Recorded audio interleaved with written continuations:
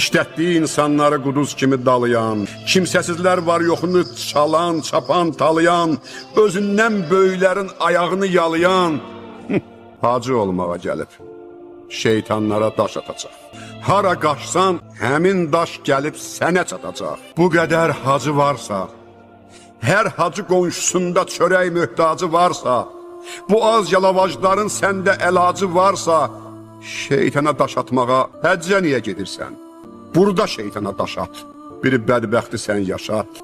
Sənin terror tələndə neçə insan ölürsə, günahsız insanların qanları tökülürsə, buna sevinməyinə şeytan baxıb gülürsə, daşı kimə atırsan?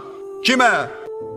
Ərəb baharı deyib bir-birini qıranlar, cavanı ağbirçəyi öldürən, yandıranlar sonra həccə gedəcək. Şeytana daş atacaq. Orada rəhimdil olub biraz yavaş at.